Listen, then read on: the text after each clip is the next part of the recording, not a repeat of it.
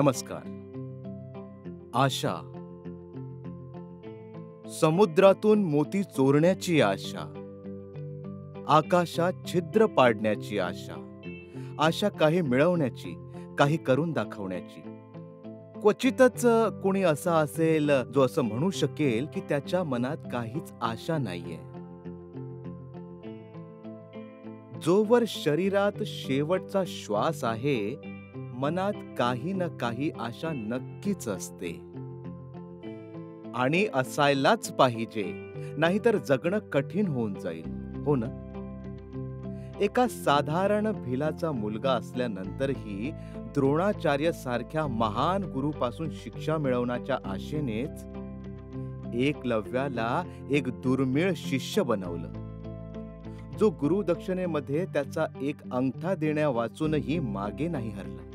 अंधाराला कंटाळून प्रकाश प्राप्तीच्या आशेनेच कदाचित बेंजन फ्रँकलिन आणि मायकल फराडेला इलेक्ट्रिकचा शोध लावण्यासारखं महत्वाचं पाऊल उचलण्यात अगतिक केलं असेल.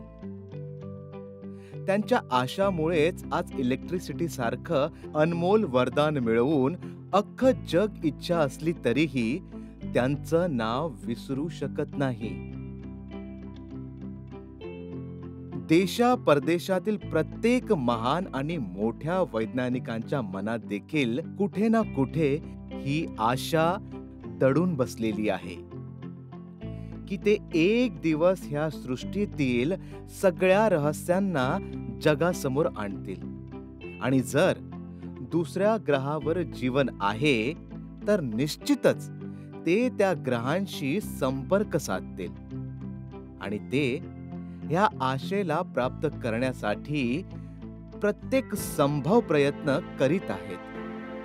ह्यामुळे असं म्हटलं तर अतिशयोक्ती होणार नाही की आशा वैज्ञानिक असते. ही मनुष्याला आविष्कार आणि शोध करण्यासाठी प्रेरित करते. प्रत्येक वस्तू जी आज आपल्या समोर मूर्तिरूप घेऊन उभी आहे, ती कुणा न कुणाच्या आशेचाच परिणाम आहे.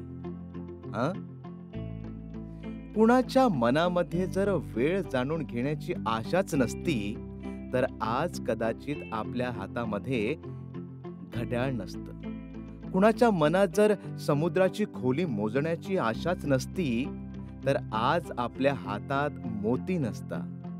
जर कुणाची उडण्याची आशा नसती तर एरोप्लेन नसतं.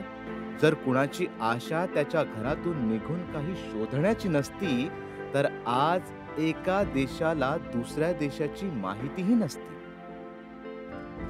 टेलिव्हिजन, कम्प्युटर वा मोबाईल फोन आपल्या हातातच नसता ना? म्हणूनच आशेचा पदर धरून ठेवणं खूप गरजेचं आहे. कारण की जर माणसाच्या मनात आजारांशी लढण्याची आशाच नसती तर आज कदाचित आपल्याकडे कुण्या आजाराशी लढण्याचा उपचारच नसता. आज सर्व जग करोनासारख्या महारोगाशी लढा देत आहे. अशा परिस्थितीमध्ये आपल्या मनात असलेली आशाच आपल्याला जगण्याची आणि पुढे जाण्याची हिंमत देते आणि आपण ह्याच आशेसोबत पुढे जातोय आणि प्रत्येक संभव प्रयत्न करत आहोत की आपल्या देशाची अर्थव्यवस्था पुन्हा जागेवर येऊ शकेल. आपण आशा करतो की लवकरात लवकर ह्या आजाराची योग्य लस आपल्याला मिळेल. आज प्रत्येक देशाला आशा आहे की तो ह्या आजाराचा कोणता ना कोणता ठाम उपचार शोधणारच. आशेचं ह्याहून मोठं उदाहरण काय असू शकतं? तुमच्या आणि आमच्या उन्नतीच्या आशेसोबत आपण प्रत्येक संकटाशी एक सोबत लढण्याचा असाच प्रयत्न करत राहू ना? स्वस्थ रहा, आश्वस्त रहा. धन्यवाद.